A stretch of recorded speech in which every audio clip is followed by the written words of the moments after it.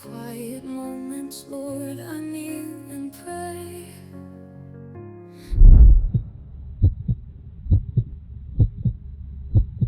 Teach me her patience. Au nom du Père et du Fils et du Saint-Esprit, Amen.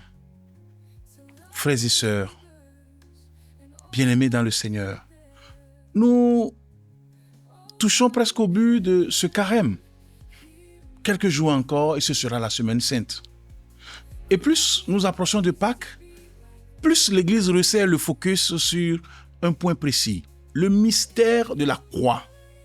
Forcément, on pourra se dire, la croix, c'est triste, c'est un échec, c'est la mort. Et pourtant, la liturgie d'aujourd'hui nous fait faire un lien étonnant, presque choquant. Dans l'Ancien Testament, Dieu demande à Moïse de fabriquer un serpent, de le dresser sur un étendard pour guérir le peuple. Un serpent qui guérit?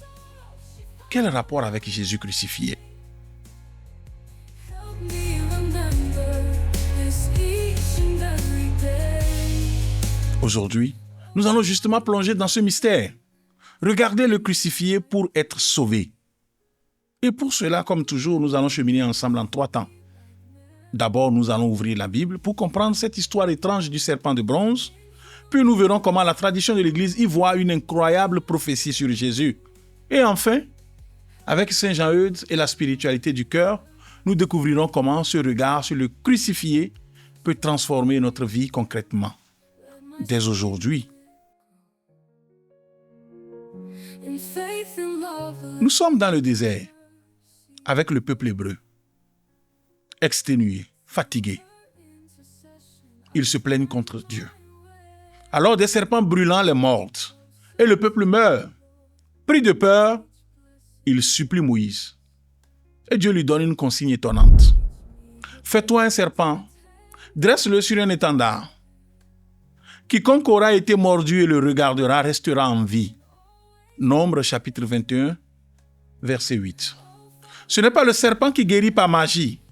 C'est l'obéissance du regard. C'est la foi en la parole de Dieu qui sauve. La tradition de l'Église, et particulièrement les pères de l'Église, y a vu la grande annonce de la croix. Saint Jean dit dans l'Évangile, « Comme Moïse éleva le serpent dans le désert, il faut que le Fils de l'homme soit élevé, afin qu'en lui tout homme qui croit ait la vie éternelle. » Jean chapitre 3, versets 14 à 15. Et Saint Jean-Eudes, dans son amour pour le cœur de Jésus, nous invite à regarder ce cœur transpercé sur la croix. Pour lui, ce n'est pas un spectacle macabre, c'est la source de tout amour. Voir ce cœur ouvert, c'est voir jusqu'où Dieu est allé pour nous rejoindre. Ce matin, ou dans un moment de calme, prenez un crucifix, pas n'importe lequel. Prenez-le dans vos mains. Et au lieu de le regarder, vite fait, posez un vrai regard. Regardez-le comme ces Hébreux mordus regardaient le serpent. Avec urgence, avec désespoir, mais surtout avec confiance.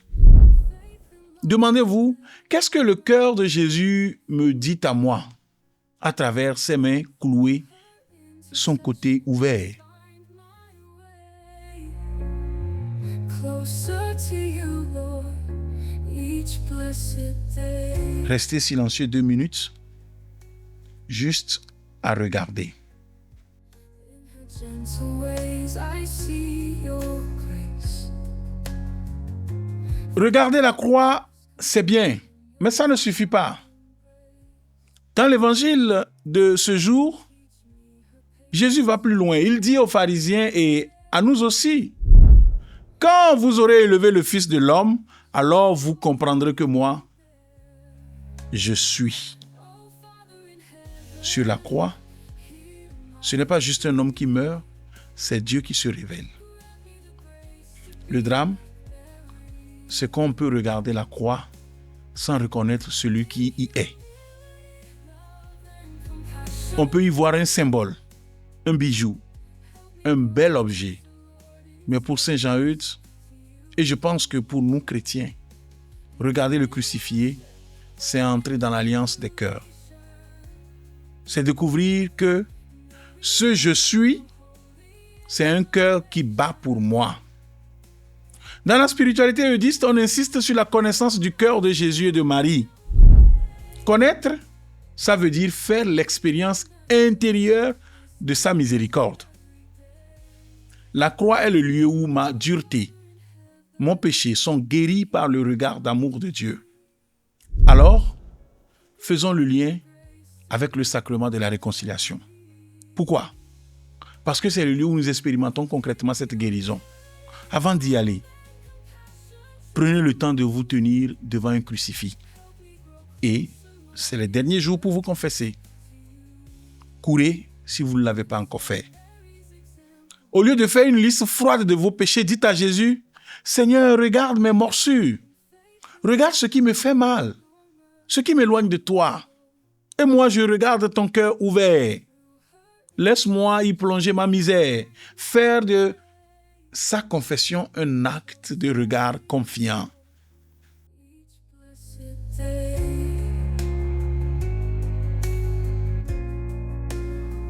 Mais attention, la spiritualité eudiste ne nous enferme pas dans une relation à deux avec Jésus. Regarder le crucifié, c'est recevoir un cœur de chair. Et un cœur de chair, ça ne peut pas rester insensible à la détresse, à la misère des autres. Si nous sommes guéris par le regard, nous devenons à notre tour porteurs de ce regard pour nos frères. Saint Jean-Eudes avait un amour immense pour les pauvres et les malades, parce qu'il voyait en eux le visage du Christ souffrant. Le serpent des reins était dressé pour que tous ceux qui le regardent soient sauvés. La croix est universelle. Si nous avons été regardés par Dieu, nous devons apprendre à poser un regard qui sauve sur ceux qui souffrent autour de nous. Aujourd'hui, choisissez une personne seule, une personne malade, une personne difficile dans votre entourage et décidez consciemment de poser sur elle un regard de guérison. Pas un regard de jugement, pas un regard fuyant, mais un regard qui dit « Tu existes, tu as de la valeur et je vois ta souffrance ». Un regard qui, comme la croix, redonne vie. Allez-y. Essayez. In humility, love and compassion true. Help me grow closer, Lord. Nous avons parcouru du chemin. Nous avons vu que la croix est ce serpent d'airain élevé pour guérir nos morsures. Nous avons compris, avec Saint Jean-Eudes, que regarder le cœur transpercé de Jésus, c'est entrer dans la connaissance intime de son amour. Et nous avons reçu la mission de devenir par nos frères ce regard qui relève. Prions ensemble une dernière fois. Seigneur Jésus, élevé sur la croix, attire-nous à toi. Apprends-nous à contempler ton cœur ouvert, source de toute guérison. Qu'il devienne le foyer brûlant d'où nous puisons la force d'aimer. Vierge Marie, toi qui te tenais au pied de la croix, apprends-nous à y rester avec confiance. Amen. Her tender care to love my neighbors and always be there.